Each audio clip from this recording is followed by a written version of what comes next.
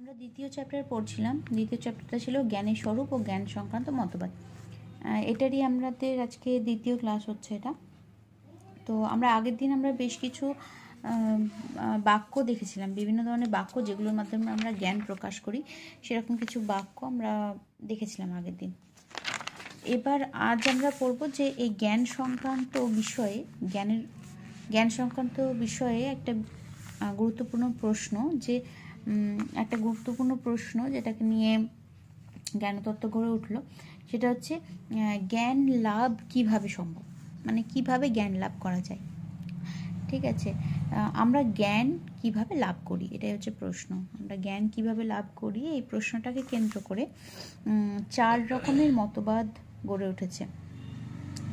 জ্ঞান আমরা কিভাবে লাভ করি, এই প্রশ্নটাকে ঘিরে জ্ঞান লাভের উপায়, অর্থাৎ জ্ঞান লাভের উপায় কি, এই প্রশ্নটাকে ঘিরে 4 রকমের মত গড়ে উঠেছে। একটা হচ্ছে বুদ্ধিবাদ, 2 নম্বর হচ্ছে অভিজ্ঞতাবাদ,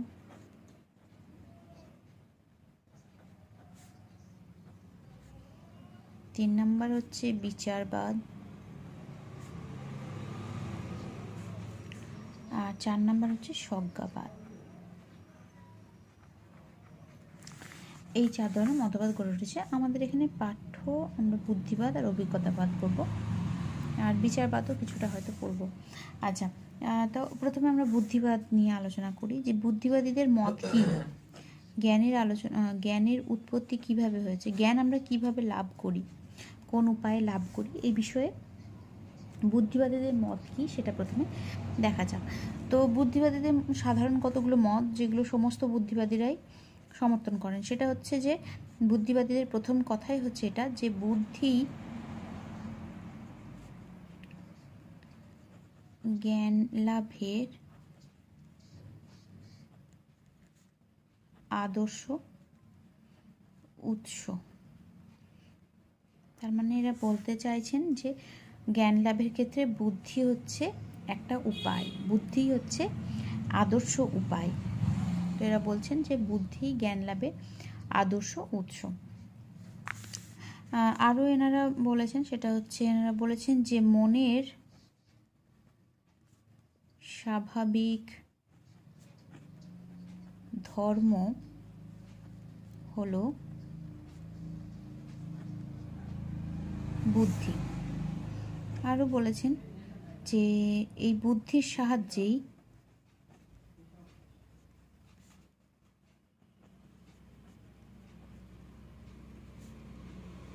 মন সক্রিয়ভাবে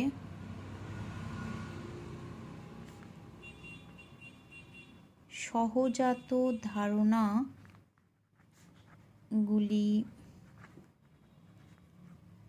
থেকে যথার্থ জ্ঞান লাভ করে।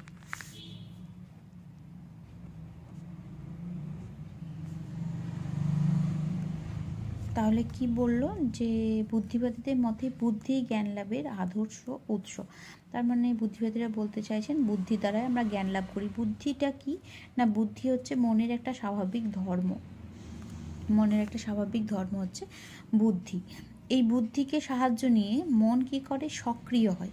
এই মন সক্রিয়ভাবে সহজাত ধারণাগুলো থেকে যথার্থ জ্ঞান লাভ করে। সহজাত ধারণা মানে হচ্ছে যে ধারণাগুলো আমাদের অভিজ্ঞতা ছাড়াই প্রথম থেকেই আমাদের মধ্যে থাকে। তার মানে বুঝতে পারছি যে বুদ্ধিবাদীরা সহজাত ধারণা বলে একটা ধারণা স্বীকার করেছেন। তাহলে বুদ্ধিবাদীদের একটা মত হচ্ছে সহজাত ধারণা আছে, সহজাত ধারণা বলে একটা ধারণা এনারা স্বীকার করেছেন। আমরা পড়বো সহজাত ধারণা কি।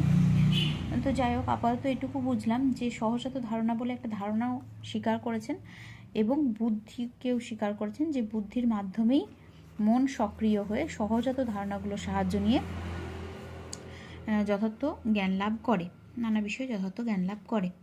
আচ্ছা, তা আর একটা যেটা সব বুদ্ধিবাদীদের কিছুটা হলেও মেনে নেয়, সেটা হচ্ছে অভিজ্ঞতা। বুদ্ধি তো জ্ঞান লাভে সহায়তা করে, কিন্তু আরেকটা মত আছে অভিজ্ঞতাবাদী। বুদ্ধিবাদ আর অভিজ্ঞতাবাদ একেবারেই বিরুদ্ধ। তো সেই কারণে বুদ্ধিবাদীরা কোথাও একটা অভিজ্ঞতার বাদের বিরুদ্ধেও কথা বলে।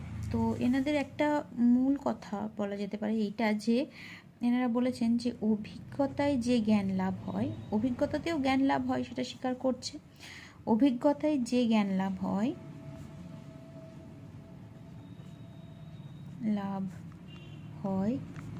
তা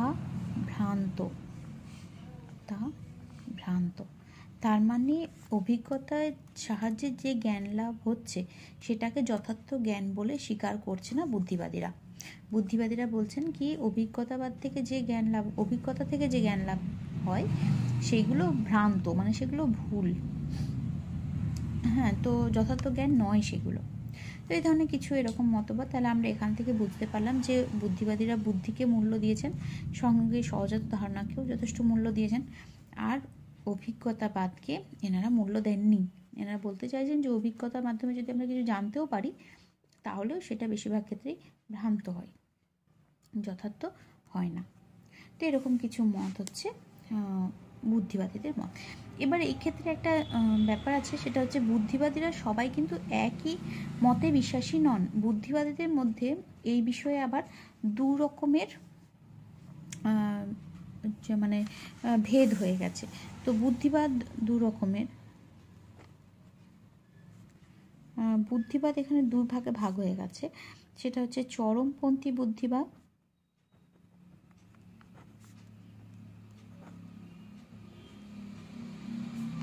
আর একটা হচ্ছে নরমপন্থী বুদ্ধিবাদ।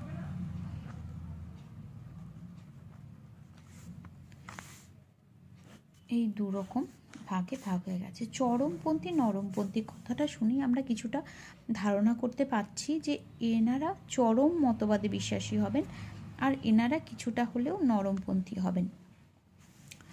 চরমপন্থী এই কারণে, কেননা এনারা মানে এই চরমপন্থী বুদ্ধিবাদীরা জ্ঞান লাভের ক্ষেত্রে বুদ্ধি ছাড়া আর কোনো কিছুর মূল্যকে স্বীকার করেন না, মানে বুদ্ধি ছাড়া অভিজ্ঞতার কোনো মূল্যই তারা স্বীকার করেন না। তার মানে এনাদের মতে যে বুদ্ধি জ্ঞান লাভের একমাত্র উৎস, বুদ্ধি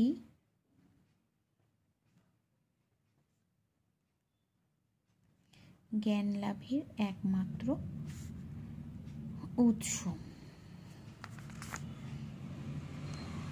আর এনারা বলেছেন যে বুদ্ধি জ্ঞান লাভের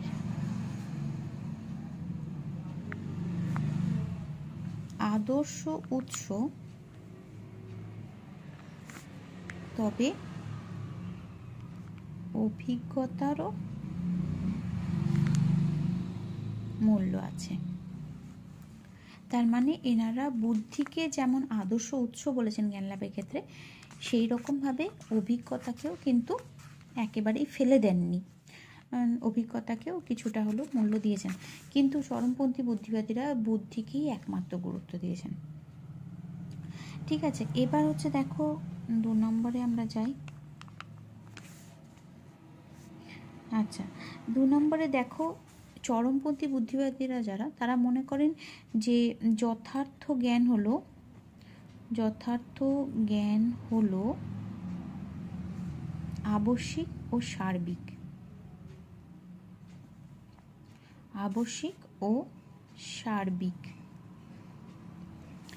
কেননা বুদ্ধির মাধ্যমেই আমরা আবশ্যিক আর সার্বিক জ্ঞান লাভ করতে পারি। এনারা বুদ্ধিকে ছাড়া আর কিছুকে স্বীকার করেননি, যেহেতু বুদ্ধিকেই স্বীকার করেছেন এবং বুদ্ধির মাধ্যমে আমরা কেবল আবশ্যিক আর সার্বিক জ্ঞানই লাভ করি, তাই জন্য এদের কাছে যথার্থ জ্ঞান হলো আবশ্যিক আর সার্বিক। কিন্তু নরমপন্থীদের কাছে যথার্থ জ্ঞান হলো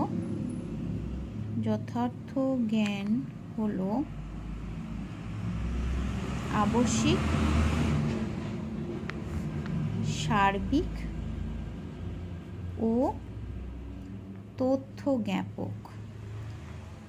এখানে নতুন একটা শব্দ যোগ হলো তথ্য জ্ঞাপক। তথ্য জ্ঞাপক মানে যে জ্ঞান নতুন তথ্য দেয়। দেখো চরমপন্থী বুদ্ধিবাদীদের ক্ষেত্রে কিন্তু এই যে তোমার হচ্ছে এই তথ্য জ্ঞাপক মানে নতুন তথ্য দেওয়াটা গুরুত্বপূর্ণ ছিল না। জ্ঞানের ক্ষেত্রে নতুন তথ্য দেওয়াটা গুরুত্বপূর্ণ ছিল না।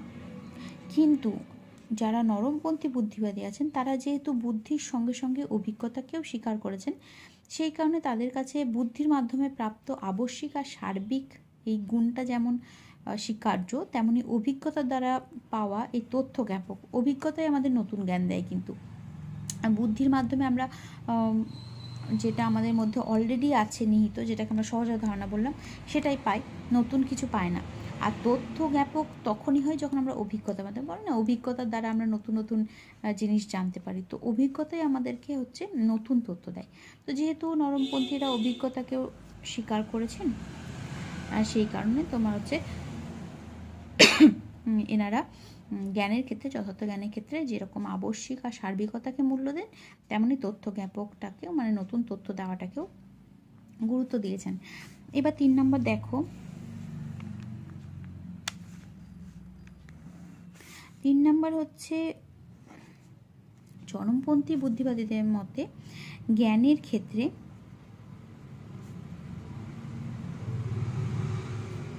ইন্দ্রিয়ের কোনো ভূমিকা নেই। ইন্দ্রিয়ের কোনো ভূমিকা নেই। কিন্তু নরমপন্থী বুদ্ধিবাদীরা ঠিক তার উল্টো, 3 নম্বর হবে, এটা ঠিক তার উল্টো, যে এনারা মনে করেন যে জ্ঞানের ক্ষেত্রে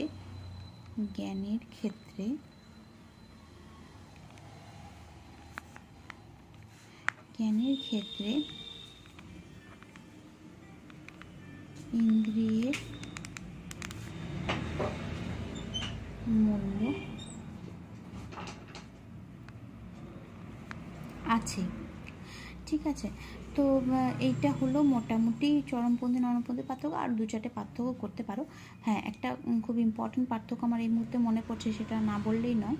সেটা হচ্ছে চরমপন্থী বুদ্ধিবাদীরা আদর্শ জ্ঞান মনে করেন গাণিতিক জ্ঞানকে, এবং এই গাণিতিক জ্ঞানটাকে তারা বিশ্লেষক বচন ভাবেন।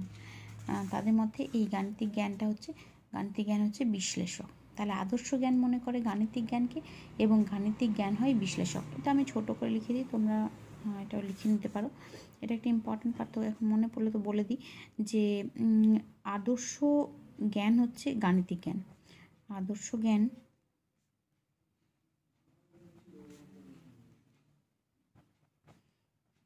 গাণিতিক জ্ঞান, এবং গাণিতিক জ্ঞান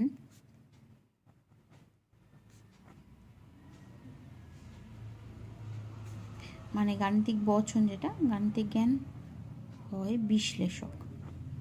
আগের দিনই আমরা বচনগুলো পড়ে এলাম, বিশ্লেষক বচন কাকে বলে, এরকম। আর এনাদের মতে, মানে যারা নরমপন্থী বুদ্ধিবাদী তাদের মতে গাণিতিক জ্ঞান, এনাদের মতেও তাই, গাণিতিক জ্ঞানই আদর্শ জ্ঞান। কিন্তু এনাদের মতে গাণিতিক জ্ঞান সংশ্লেষক।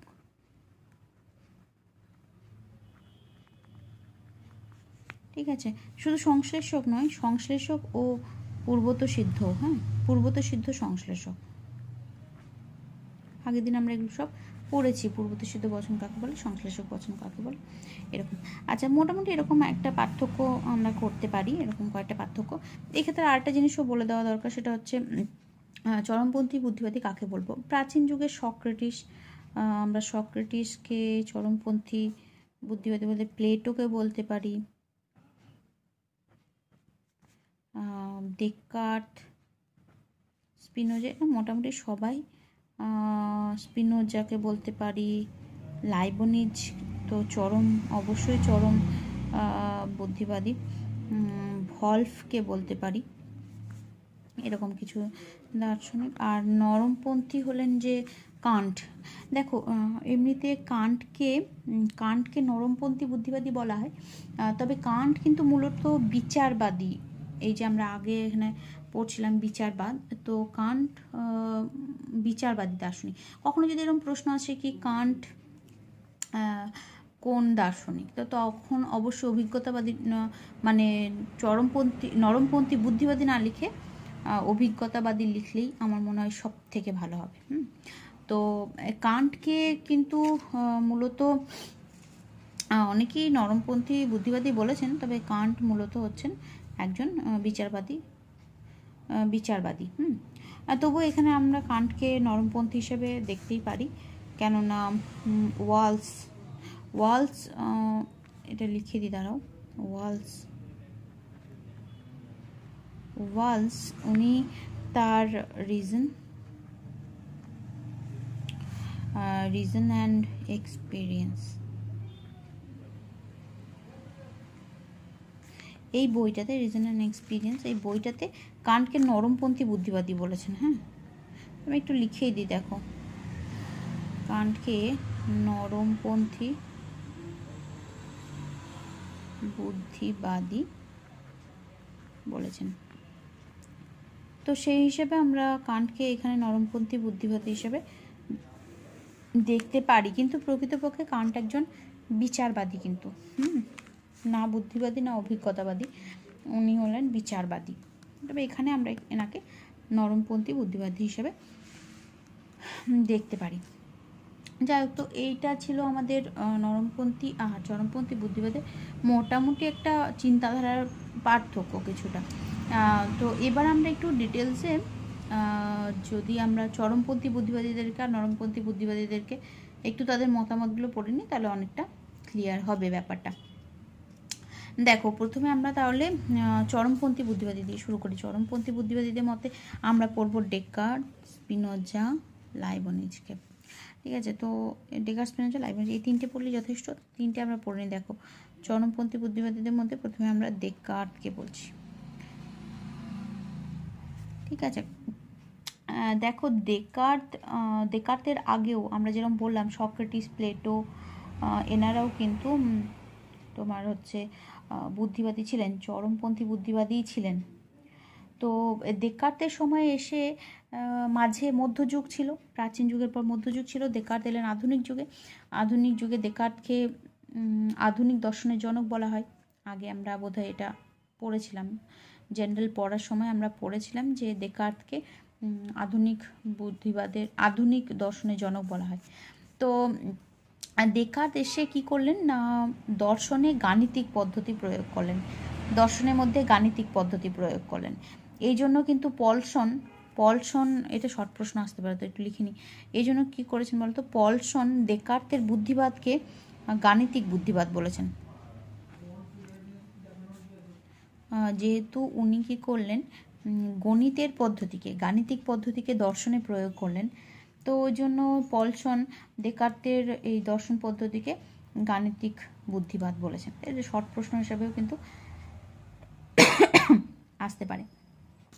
তো ডেকার্ত কী করলেন কি যে উনি ভাবলেন কি, যেমন গণিতের ক্ষেত্রে সিদ্ধান্ত সুনিশ্চিত হয়, সেরকম যদি আমরা গাণিতিক পদ্ধতি দর্শনের ক্ষেত্রেও প্রয়োগ করি, তাহলে দর্শনেও আমরা কিছু নিশ্চিত সিদ্ধান্ত পেতে পারি, সুনিশ্চিত সিদ্ধান্ত কিছু পেতে পারি। কেননা দর্শনের সমস্যা তো এটাই ছিল যে এখানে এর স্বরূপের সমস্যা ছিল।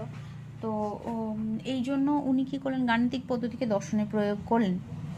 তো দর্শনে প্রয়োগ করে উনি এই প্রক্রিয়াটার মাধ্যমে উনি এইটা করলেন যে এই পদ্ধতিটাকে, ওনার এই যে পদ্ধতিটা উনি এখানে ব্যবহার করলেন, সেই পদ্ধতির মাধ্যমে উনি কী করলেন, সমস্ত কিছুকে সন্দেহ করতে লাগলেন।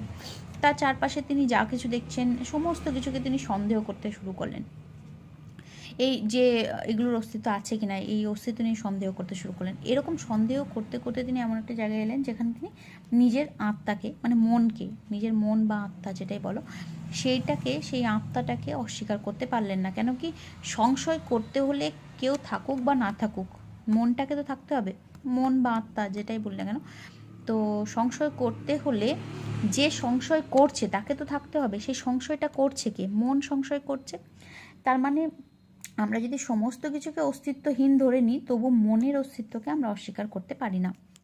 তো এইভাবে উনি কী করেন, ওনার প্রথম সংশয় করতে করতে প্রথম একটা নিশ্চিত বচন উনি পেলেন, প্রথম একটা নিশ্চিত সিদ্ধান্তে উনি এসে পৌঁছলেন। তার সেই সিদ্ধান্তটা ছিল কজিটো আরগো সুম। এর মানে হচ্ছে, আমি চিন্তা করি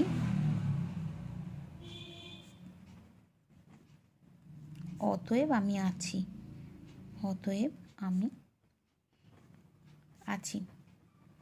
তো তিনি এরকম একটা জায়গাতে এসে পৌঁছলেন, এরকম একটা নিশ্চিত বাক্যে এসে পৌঁছলেন, এবং তার থেকে তিনি অন্যান্য তার যাবতীয় বাক্যগুলো জগতের অস্তিত্ব, জীবের অস্তিত্ব প্রমাণ করলেন। যাই হোক, তো এবার আমরা আসি জ্ঞানের কথায়। তাহলে উনি এখানে সংশয় পদ্ধতি প্রয়োগ করেছিলেন। তিনি বললেন যে অবরোহ পদ্ধতির মাধ্যমে আমরা গণিতেও সুনিশ্চিত সিদ্ধান্তে পৌঁছতে পারি, এরকম একটা জায়গা। তার মানে বুঝতেই পারছো যে ডেকার্ট গাণিতিক পদ্ধতি প্রয়োগ করলেন দর্শনে, মানে উনি চাইছেন একটা নিশ্চিত সিদ্ধান্ত পেতে।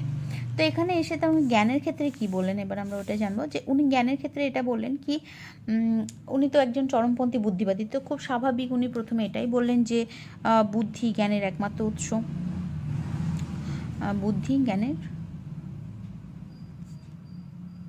একমাত্র উৎস। তিনি বুদ্ধিকে জ্ঞানের একমাত্র উৎস বললেন। এবার তিনি কি বললেন যে বুদ্ধি কেন বুদ্ধি জ্ঞানের একমাত্র উৎস না, কেননা বুদ্ধির দ্বারাই আমরা আবশ্যিক এবং সার্বিক জ্ঞান লাভ করতে পারি। আর আবশ্যিক আর সার্বিক জ্ঞানটাকেই চরমপন্থী বুদ্ধিবাদীরা যথার্থ জ্ঞান বলেছেন, আগে আমরা দেখলাম। তো উনি বললেন বুদ্ধি জ্ঞানের একমাত্র উৎস, কারণ বুদ্ধির দ্বারাই আমরা যথার্থ জ্ঞান লাভ করতে পারি, মানে আবশ্যিক আর সার্বিক জ্ঞান লাভ করতে পারি। এবার তিনি বললেন যে আমাদের মনে এরকম 3 রকমের ধারণা আছে। তিনি তিন প্রকার ধারণার কথা বলেন। 3 প্রকার ধারণার কথা বলেন। কি কি নাম? 1 নম্বর বললেন আগন্তুক, 2 নম্বর হচ্ছে কৃত্রিম, আর 3 নম্বর হচ্ছে সহজাত। এই 3 প্রকার ধারণার কথা বলেন যে জ্ঞান উৎপন্ন হওয়ার জন্য আমাদের মনে 3টে ধারণা থাকে, 3 রকমের ধারণা থাকে আমাদের মনে। আচ্ছা, আগন্তুক ধারণা হলো, উনি বলেন আগন্তুক ধারণা হলো ইন্দ্রিয়ের মাধ্যমে যেগুলো আমাদের মনে প্রবেশ করে, যে সকল ধারণাগুলো ইন্দ্রিয়ের মাধ্যমে আমাদের মনে প্রবেশ করে সেইগুলো হলো আগন্তুক ধারণা। কি বললাম? আগন্তুক ধারণা হলো যেগুলো ইন্দ্রিয়ের মাধ্যমে আমাদের মনে প্রবেশ করে। এই তাহলে আগন্তুক ধারণা কাকে বললাম? ইন্দ্রিয়ের মাধ্যমে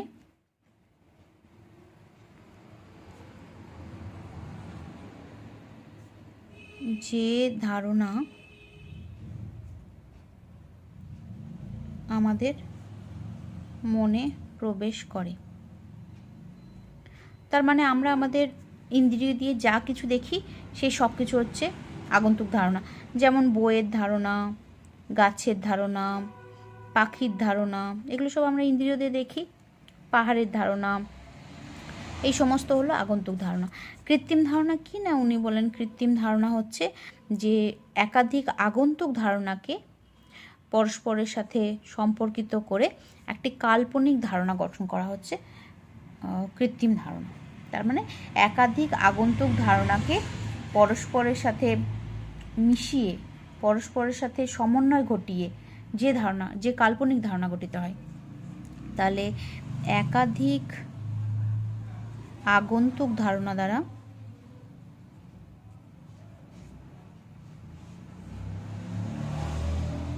গঠিত কাল্পনিক ধারণা,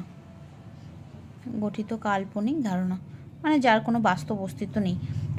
আমি এরকম একাধিক তোমার আগন্তুক ধারণাগুলোকে পরস্পরের সাথে মিশিয়ে একটা কাল্পনিক ধারণা গঠন করলাম, যেটার কোনো বাস্তব অস্তিত্ব নেই, সেটা হচ্ছে কৃত্রিম ধারণা। কি কি? যেমন আমরা বলি না যে পক্ষীরাজ ঘোড়া, তাহলে পক্ষীরাজ ঘোড়া,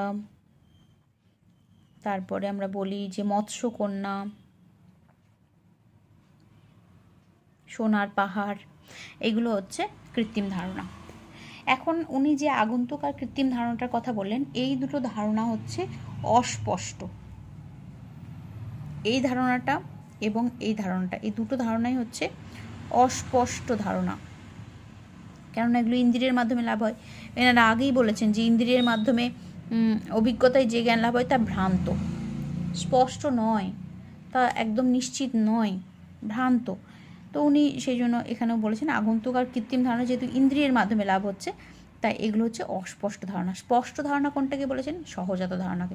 সহজাত ধারণা কি না, জন্ম পূর্ব থেকে যে ধারণা আমাদের মনে থাকে, জন্ম পূর্ব থেকে যে ধারণা আমাদের মনে থাকে, যেরকম উদাহরণ হচ্ছে নিত্যতা, অসীমতা, এগুলো আমাদেরকে কেউ শেখায়নি, এগুলো আমাদের অলরেডি রয়েছে। সেইগুলো থেকে যেমন আকাশ অনন্ত, অসীম, আমাকে কেউ অসীমের সীমা দেখিয়ে দেয়নি, তো আমরা নিজেরাই চিনেছি যেটা সীমার বাইরে সেটাই অসীম। নিত্যতার ক্ষেত্রেও তাই। তো এই নিত্যতা, অসীমতা এগুলো হচ্ছে সহজাত ধারণা। তো উনি এই 3 প্রকারের ধারণার কথা বলেন, এবং এই 3 প্রকারের ধারণা দ্বারা আমাদের জ্ঞান লাভ হয়। তার মধ্যে বুদ্ধিবাদীরা এমনিতেই সহজাত ধারণাকে অনেক বেশি মূল্য দিয়েছেন। তো এরকম 3 ধারণার কথা ডেকার্ট বললেন। ঠিক আছে, তাহলে এবার আমরা এরকমই ভাষা এই পর্যন্ত থাক। এবার ডেকার্টের পরে আমরা স্পিনোজা নিয়ে একটু আলোচনা করি।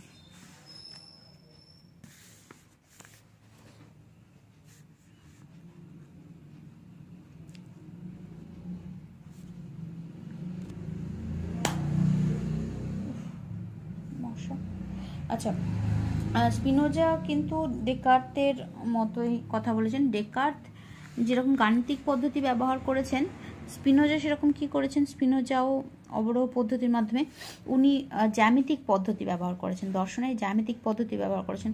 তো উনিও একেবারে ডেকার্টের মতোই কথা ব্যবহার করেছেন, ওই রকমই যে বুদ্ধি সমস্ত জ্ঞানের উৎস, অভিজ্ঞতা ভ্রান্ত জ্ঞান দেয়, উনিও তাই বলেছেন।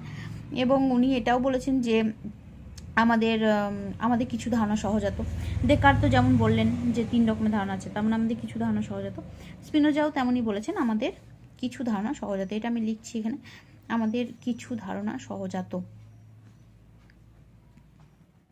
তার মানে ইনিও সহজাত ধারণা স্বীকার করেছেন। বুদ্ধিবাদীরা সবাই সহজাত ধারণা স্বীকার করেছেন, সেটা আমরা আগেই দেখলাম।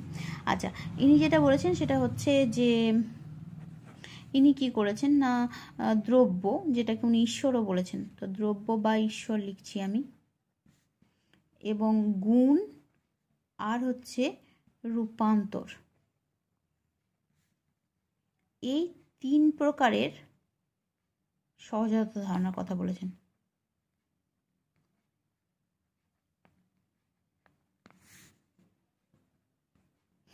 উনি দ্রব্য, গুণ আর রূপান্তর এই 3 প্রকারের সহজাত ধারণার কথা বললেন। তিনি বললেন এই 3 প্রকার সহজাত ধারণা থেকেই অন্য সব ধারণাগুলো বেরিয়ে আসে। অন্য যাবতীয় জীব জগতের অস্তিত্ব, সমস্ত ধারণা, বাকি জগতের যা ধারণা আছে সেই সমস্ত ধারণা এই 3টে ধারণা থেকে বেরিয়ে আসে, এই 3টে সহজাত ধারণা থেকেই বেরিয়ে আসে। তো একেবারেই স্পিনোজা ডেকার্টের মতোই একেবারে মতামত প্রকাশ করলেন যে বুদ্ধি জ্ঞানের একমাত্র উৎস, অভিজ্ঞতা পুরো ভ্রান্ত জ্ঞান দেয়, আমাদের কিছু ধারণা সহজাত।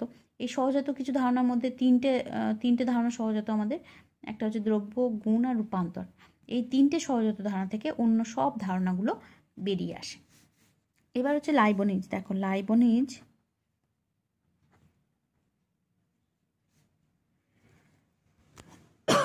লাইবনিজ চরম বুদ্ধিবাদী, একেবারেই লিটারালি চরম বুদ্ধিবাদী।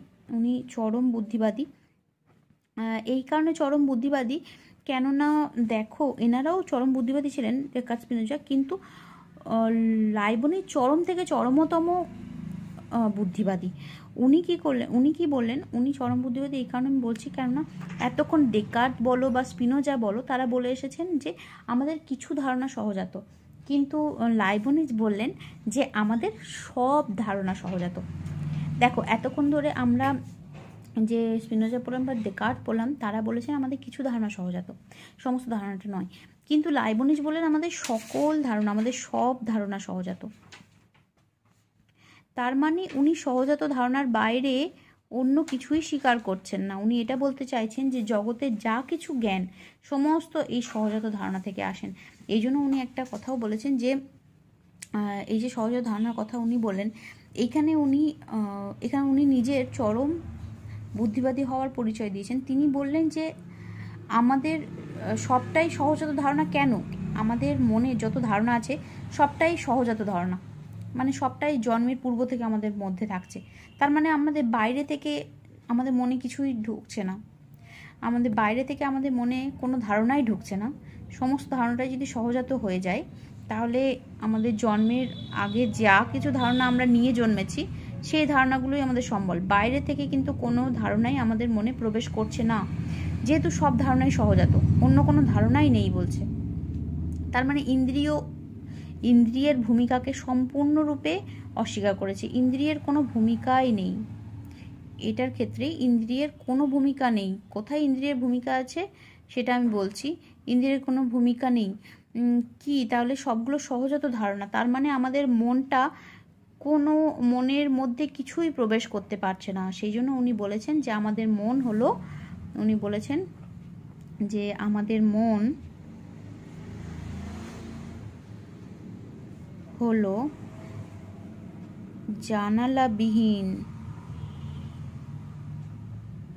জানালাবিহীন চিৎ পরমাণু। চেতন কিন্তু জানালাবিহীন চিৎ পরমাণু। এইটাকেই উনি বলেছেন, এই জানালাহীন চিৎ পরমাণু যে বলেছেন মনটাকে, এটাকেই উনি মনাদ বলেছেন। মনাদ বা মনাড যা লিখতে পারো। আচ্ছা, তাহলে উনি আমাদের বলেছেন আমাদের মন হলো জানালাবিহীন চিৎ পরমাণু বা মনাড। এইটা যেহেতু জানালাবিহীন, তাই কোনো কিছুই মনের ভিতরে প্রবেশ করতে পারে না বাইরে থেকে, আবার মন থেকেও কোনো কিছুই বেরিয়ে আসতে পারে না। যেটুকু ধারণা আমাদের জন্মের আগে থেকে নিয়ে জন্মেছি, কেবল সেইটারই আমরা সারা জীবন ধরে জ্ঞান লাভ করে যাই মাত্র। নূতন কোনো ধারণা আমাদের মনে প্রবেশ করে না। তার মানে সমস্ত ধারণা, যা কিছু জ্ঞান আমরা লাভ করছি, সেই সমস্ত ধারণা আমাদের মনে সহজাত ধারণা রূপে সুপ্ত অবস্থায় আছে। তাহলে কি হচ্ছে, পাথরের মধ্যে যেরকম মূর্তি সুপ্ত অবস্থায় থাকে, তারপরে শিল্পী সেটাকে মূর্তিতে পরিণত করে, উনি বলতে চাইছেন আমাদের মনের ভিতরেও সেরকম ধারণাগুলো সুপ্ত অবস্থায় থাকে। উনি কি বলছেন যে ধারণাগুলি মনে সুপ্ত অবস্থায় থাকে। তাহলে আমাদের জ্ঞান হয় কি করে?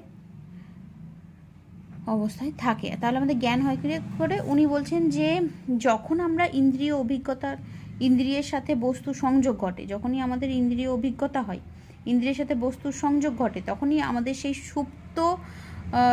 সুপ্ত অবস্থায় যে ধারণাগুলো আছে সেগুলো জাগ্রত হয়ে যায়। তাহলে উনি কি বলছেন? উনি বলছেন ইন্দ্রিয়ের সাথে বস্তুর সংযোগ হলে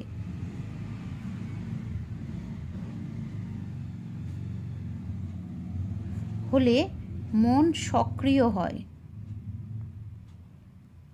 এবং ধারণাগুলি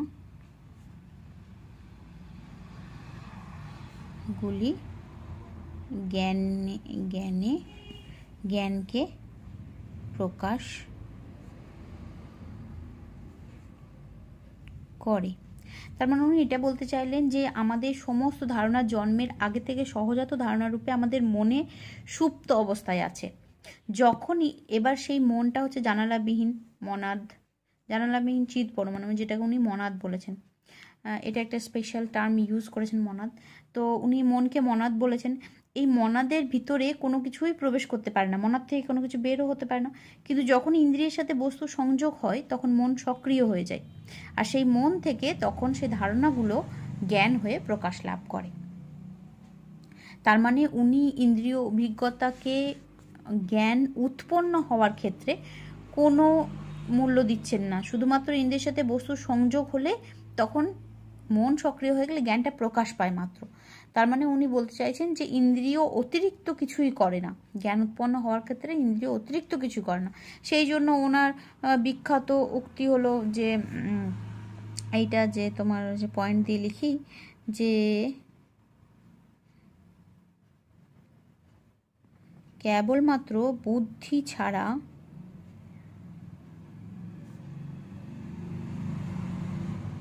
বুদ্ধিতে এমন কিছু নেই যা পূর্বে ইন্দ্রিয় অভিজ্ঞতায় ছিল না। দেখো উনি কিন্তু এই যে অংশটা আসলে যোগ করেছেন পরে, এই যে অংশটা বুদ্ধি ছাড়া, এইটা ছেড়ে দিলে এই বাকি অংশটা কিন্তু লকের উক্তি। হ্যাঁ, যদি আমি এই অংশটুকু ছেড়ে দিই, এই কেবলমাত্র বুদ্ধি ছাড়া এই অংশটা যদি ছেড়ে দিই, তাহলে এটা লকের উক্তি হয়ে যাবে। কেন? লক প্রথমে এটা বলেছিলেন যে বুদ্ধিতে এমন কিছুই নেই যা পূর্বেন্দ্রীয় অভিজ্ঞতায় ছিল না। এইটার উত্তর লকের এইটার উত্তর দিতে গিয়ে উনি তার ওই লকের উক্তিটার সামনেই এইটা যোগ করে দিয়েছেন যে কেবলমাত্র বুদ্ধি ছাড়া। তাহলে এইখান থেকে এই পর্যন্ত হচ্ছে লাইবনিজের উক্তি, আর যদি এইখানটা বাদ দিয়ে দিই তাহলে এই অংশটা হচ্ছে লকের উক্তি। লকের এই মন্তব্যটার উত্তর দিতে গিয়েই উনি এই অংশটা যোগ করেছেন লাইবনিজ। তাহলে লাইবনিজের হচ্ছে এটা একটা বিখ্যাত যুক্তি।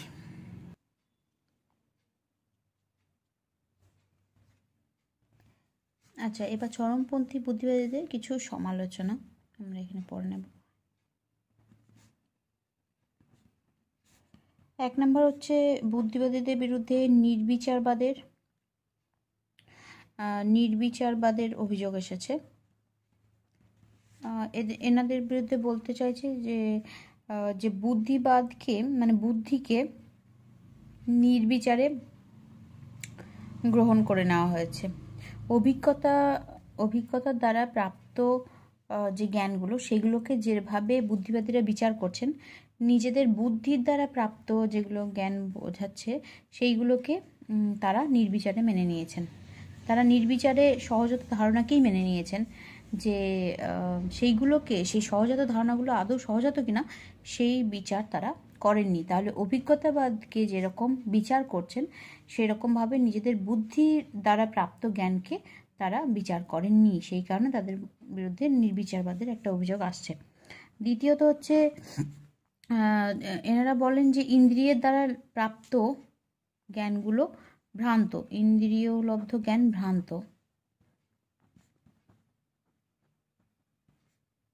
ইন্দ্রিয়লব্ধ জ্ঞান ভ্রান্ত। এই মতটা সম্পূর্ণভাবে সমর্থন করা যায় না, কারণ ইন্দ্রিয়ের দ্বারা লব্ধ অনেক জ্ঞান ভ্রান্ত হয় ঠিকই, কিন্তু কিছু জ্ঞান তো ঠিকও হয়। সেই একইভাবে বুদ্ধির দ্বারা প্রাপ্ত জ্ঞানও ভ্রান্ত হতে পারে। তো সেই দিক থেকে দেখতে গেলে এই ইন্দ্রিয়ের দ্বারা লব্ধ জ্ঞানকে যে উনি ভ্রান্ত বলেছেন, ইন্দ্রিয়কে একেবারেই অস্বীকার করেছেন জ্ঞানের ক্ষেত্রে, সেইটা গ্রহণযোগ্য নয়। তৃতীয়ত হচ্ছে দর্শনে ওনারা গাণিতিক পদ্ধতি প্রয়োগ করেছেন, গাণিতিক জ্যামিতিক পদ্ধতি প্রয়োগ করেছেন, কিন্তু দর্শনের পদ্ধতি আলাদা। সেখানে কি গাণিতিক পদ্ধতি আদৌ প্রয়োগ করা যায়? কারণ কি, দর্শনের জ্ঞান হচ্ছে মূর্ত, আর বিজ্ঞানের মানে গণিতের জ্ঞান হচ্ছে অমূর্ত। তাহলে সেই ক্ষেত্রে দর্শনে গণিতের পদ্ধতি প্রয়োগ করা যায় কি না, সেটাও একটা সমালোচনার জায়গা রয়েছে। তাছাড়াও হচ্ছে বুদ্ধিবাদীরা সহজাত ধারণা স্বীকার করেন এবং সহজাত ধারণাগুলোকে স্বতঃসিদ্ধও বলেছেন, মানে সেইগুলোকে আর প্রমাণের প্রয়োজন নেই, এটা বলতে চাইছেন। কিন্তু স্বতঃসিদ্ধ ধারণাগুলো কি সত্যিই স্বতঃসিদ্ধ, সেইটা প্রমাণ করার তো কোনো ব্যবস্থা বুদ্ধিবাদীরা করেননি। তাহলে ওনারা যে সহজাত ধারণাগুলোকে স্বীকার করেছেন, সেই সহজাত ধারণাগুলো আদৌ স্বতঃসিদ্ধ কিনা সেটা প্রমাণের কোনো ব্যবস্থা করেননি। তাহলে সহজাত ধারণা স্বীকার, এটা একটু লিখে নাও, সহজাত ধারণা স্বীকার। তাহলে এনারা যে সহজাত ধারণাগুলো স্বীকার করেছেন এবং সেগুলোকে স্বতঃসিদ্ধও বলেছেন, কিন্তু সেই স্বতঃসিদ্ধ ধারণা যেগুলোকে ওনারা বলছেন, সেগুলো আদৌ স্বতঃসিদ্ধ কিনা তার প্রমাণের প্রয়োজন বোধ তারা করেননি। এরকম কিছু সমালোচনা। এবার হচ্ছে নরমপন্থী বুদ্ধিবাদ। নরমপন্থী বুদ্ধিবাদ হিসেবে আগেই বললাম যে কান্টকে নরমপন্থী বুদ্ধিবাদী বলা হয়। তো সেক্ষেত্রে আমরা এখানে কান্টের মতটা পড়তে পারি জ্ঞান সংক্রান্ত। কান্টের মত হচ্ছে যে কান্টের মতে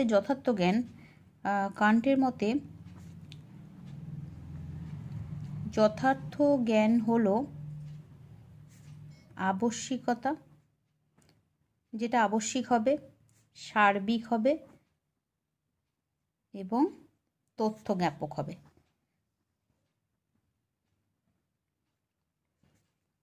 এরকম হবে যথার্থ জ্ঞান। এবার উনি কান্ট বুদ্ধিবাদ স্বীকার করেন না। কান্ট বুদ্ধিবাদ স্বীকার করেন না। কারণ কেন স্বীকার করেন না? কারণ বুদ্ধিবাদ এই জন্য স্বীকার করেন না, কারণ বুদ্ধির মাধ্যমে যে জ্ঞানটাকে যথার্থ জ্ঞান বলা হয়, বুদ্ধিবাদে যে জ্ঞানটাকে যথার্থ জ্ঞান বলা হয় সেটা হচ্ছে আবশ্যিক ও সার্বিক, কিন্তু তাতে তথ্য জ্ঞাপক ধর্মটা নেই, তথ্য জ্ঞাপক নয়। সেই কারণে বুদ্ধির মাধ্যমে প্রাপ্ত জ্ঞানকে উনি যথার্থ বলেননি। অভিজ্ঞতাবাদকেও তিনি সমর্থন করেননি, কারণ অভিজ্ঞতার মাধ্যমে যে অভিজ্ঞতাবাদীরা যাকে যথার্থ জ্ঞান বলে সেটা হচ্ছে কেবল তথ্য জ্ঞাপক, সেটা আবশ্যিক আর সার্বিক নয়। সেই কারণে উনি বুদ্ধির দ্বারা লব্ধ জ্ঞানকেও যথার্থ বলেননি, অভিজ্ঞতার দ্বারা লব্ধ জ্ঞানকেও যথার্থ বলেননি। কারণ তিনি মনে করেছেন যে যথার্থ জ্ঞান হলো যেটা আবশ্যিক হবে, সার্বিক হবে এবং তথ্য জ্ঞাপকও হবে। বুদ্ধিবাদের ক্ষেত্রে আমরা দেখলাম যথার্থ জ্ঞানের ক্ষেত্রে আবশ্যিকতা এবং সার্বিকতার গুণ থাকলেও সেখানে তথ্য জ্ঞাপকতা নেই, আর অভিজ্ঞতাবাদের ক্ষেত্রে তথ্য জ্ঞাপকতা থাকলেও আবশ্যিকতা আর সার্বিকতা নেই। সেই কারণে তিনি বলেছেন যে অভিজ্ঞতাবাদ এবং বুদ্ধিবাদ দুটি এককভাবে কোনোটি সম্পূর্ণ নয়। অভিজ্ঞতাবাদও এককভাবে সম্পূর্ণ নয়, বুদ্ধিবাদও এককভাবে সম্পূর্ণ নয়। যথার্থ জ্ঞান লাভ করতে হলে তাই বুদ্ধি এবং অভিজ্ঞতা উভয়েরই দরকার। তাহলে কি বললেন? যে যথার্থ জ্ঞান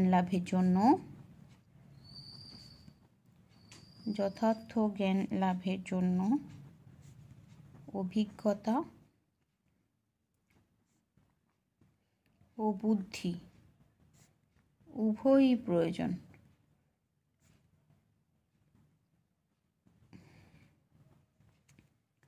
ঠিক আছে, কারণ বুদ্ধির সাহায্যে আমরা জ্ঞানের আবশ্যিকতা পাবো, কারণ আবার এখানে লিখতে পারো যে এখানে বুদ্ধির সাহায্যে আমরা জ্ঞানের আবশ্যিকতা ও সার্বিকতা পাবো এবং অভিজ্ঞতার সাহায্যে আমরা জ্ঞানের তথ্য জ্ঞাপকতা পাবো। অর্থাৎ বুদ্ধি এবং অভিজ্ঞতা উভয়ের সম্মিলনে আমরা আবশ্যিক, সার্বিক এবং তথ্য জ্ঞাপক জ্ঞান লাভ করব। ঠিক আছে, এবার উনি এখানে কেন বুদ্ধি আর অভিজ্ঞতার বুদ্ধি এবং অভিজ্ঞতা দুটোরই ভূমিকা স্বীকার করলেন? কারণ উনি বললেন যে জ্ঞানের দুটো অংশ থাকে, জ্ঞানের মধ্যে জ্ঞানের দুটো দিক থাকে, একটা হচ্ছে উপাদানের দিক আর একটা হচ্ছে আকারের দিক। জ্ঞানের যেটা আকারের দিক সেইটা ফুলফিল করে বুদ্ধি, অর্থাৎ বুদ্ধি দেয় জ্ঞানের আকার এবং অভিজ্ঞতা দেয় জ্ঞানের উপাদান।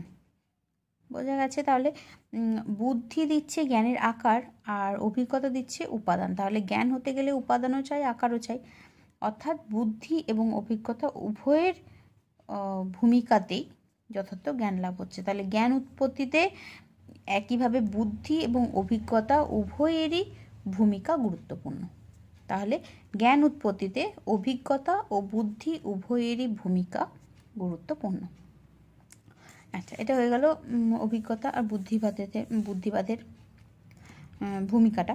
এবার উনি যথার্থ জ্ঞান কি বললেন? যথার্থ জ্ঞান উনি বললেন যেটা এখানে বলেছি, লিখেছি এখানে, উনি কান্টের মধ্যে যথার্থ জ্ঞান যেটা আবশ্যিক হবে, সার্বিক হবে এবং তথ্য জ্ঞাপক হবে। আচ্ছা, এবার প্রশ্ন হতে পারে কি এরকম জ্ঞান কি আদৌ সম্ভব? এরকম জ্ঞান কি আদৌ হয় যেটা আবশ্যিকও হবে, সার্বিকও হবে, আবার নতুন তথ্যও দেবে? কান্টের মতে হয়। কান্টের মতে গণিত আর ভৌত বিজ্ঞানে এরকম নাকি অনেক এরকম আবশ্যিক, সার্বিক ও তথ্য জ্ঞাপক বচন আছে।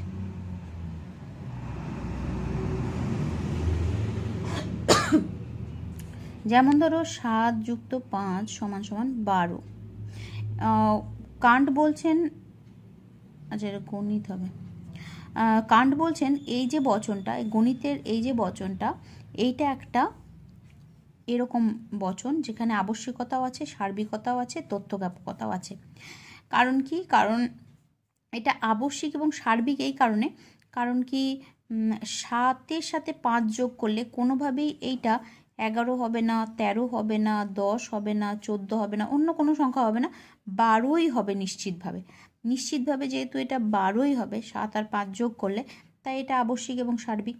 সার্বিক মানে সব ক্ষেত্রেই হবে, সব ক্ষেত্রেই 7 আর 5 যোগ করলে 12ই হবে। এবং এটা আবশ্যিক এই কারণে, কেন কি এটা 12 ছাড়া 11, 13, 14 অন্য কোনো কিছু হতে পারে না। তাহলে আবশ্যিকতা আছে, সার্বিকতা আছে। এটা আমাদের তথ্যজ্ঞাপক। নতুন তথ্য দেয় কিনা? হ্যাঁ, এটা 7 সংখ্যা আর এটা 5 সংখ্যা। যোগ করার আগে অবধি আমরা জানতাম না যে এখানে 12 নামক একটা সংখ্যা আমরা পাবো এদের যোগফল হিসাবে। তাহলে এইটা সম্পূর্ণভাবে আমাদের নতুন জ্ঞান। এইখানে আমাদের কিন্তু সেই জ্ঞানটা জানা ছিল না, এই জ্ঞানটা আমরা এখানে নতুন করে পেলাম। অর্থাৎ এখানে বিধেয়টা উদ্দেশ্যের মধ্যে নিহিত নেই, এখানে নতুন করে আমরা জানছি যে 7 আর 5কে যোগ করে আমরা অন্য একটা সংখ্যা পাবো, সেটা হচ্ছে 12। তার মানে এখানে তথ্যজ্ঞাপকতাও আছে। তাহলে এই যে উদাহরণটা, এই গণিতের এই বচনটাতে মধ্যে আবশ্যিকতা আছে, কেন আছে বললাম, সার্বিকতা আছে, কেন আছে বললাম, আর তথ্যজ্ঞাপকতাও আছে, কেন আছে সেটাও বললাম। এরকমই ভৌতবিজ্ঞানেরও একটা বচন নেওয়া যেতে পারে, যেমন হচ্ছে প্রতিটি ঘটনার কারণ আছে। এই যে বচনটা, এই বচনটাও কান্ট বলছেন আবশ্যিক, সার্বিক এবং তথ্যজ্ঞাপক। এটা আবশ্যিক কেন? আবশ্যিক এই কারণে, কেননা উনি বলছেন যে জগতে এরকম কোনো একটা ঘটনা আমরা দেখাতে পারি না যেটার কারণ নেই। জগতে সব ঘটনার কারণ আছে, সুতরাং এটা সার্বিক, সব ঘটনার জন্যই বোঝাচ্ছে, সুতরাং এটা সার্বিক। এবং আবশ্যিক এই কারণে, কেন কি জগতে এমন একটা ঘটনার উদাহরণ আমরা দেখাতে পারবো না যেটার কারণ ছিল না বা থাকবে না। তার মানে এই বচনটা আবশ্যিক এবং সার্বিক, কারণ কি নিশ্চিতভাবে এটা বলছি আমরা, এবং সার্বিক এই জন্য কেন কি প্রত্যেকটা ক্ষেত্রেই এটা ঘটছে, যে প্রত্যেকটা ঘটনার ক্ষেত্রেই কারণ থাকছে। তথ্যজ্ঞাপক এটা এই কারণে, কারণ কি এই কারণ থাকাটা ঘটনাটার মধ্যে নিহিত নেই। ঘটনাটা আমাকে বলে দেয়নি যে তার একটা কারণ আছে। তাহলে এই কারণ থাকাটা ঘটনাটা ঘটার সময় আমার জানা ছিল না। তার মানে বিধেয়টা উদ্দেশ্যের মধ্যে নিহিত ছিল না। বিধেয়টা উদ্দেশ্যের মধ্যে নিহিত না থাকলেই তার মানে আমরা এখানে নতুন কিছু জানছি। ঘটনা ঘটা এবং তার কারণ থাকা, এই কারণ থাকাটা আমরা নতুন এইখানে জানলাম, তার জন্য এটা তথ্যজ্ঞাপক। তাহলে এই যে ভৌতবিজ্ঞানের এই যে বচনটা, এটার মধ্যেও আবশ্যিকতা আছে, সার্বিকতা আছে এবং তথ্যজ্ঞাপকতা আছে। অর্থাৎ আমরা বলতে পারি যে এমন বচন সম্ভব যেখানে আবশ্যিকতা থাকবে, সার্বিকতা থাকবে এবং তথ্যজ্ঞাপকতা থাকবে। তাহলে কান্টের মধ্যে যথার্থ জ্ঞানের গুণ হলো এটাই, যে যার মধ্যে সার্বিকতা, আবশ্যিকতা এবং তথ্যজ্ঞাপকতা আছে। এবং সেই রকম জ্ঞান তখনই সম্ভব যখন আমরা বুদ্ধি এবং অভিজ্ঞতা উভয়ের মিলিত ভূমিকা স্বীকার করব। তাহলে কান্টের মতে জ্ঞান উৎপত্তির ক্ষেত্রে যতটা গুরুত্বপূর্ণ বুদ্ধি, ততটাই গুরুত্বপূর্ণ অভিজ্ঞতা। এই কারণেই কান্টকে আমরা সর্বোপরি বুদ্ধিবাদী বা অভিজ্ঞতাবাদী না বলে আমরা ওনাকে বলবো বিচারবাদী। ঠিক আছে।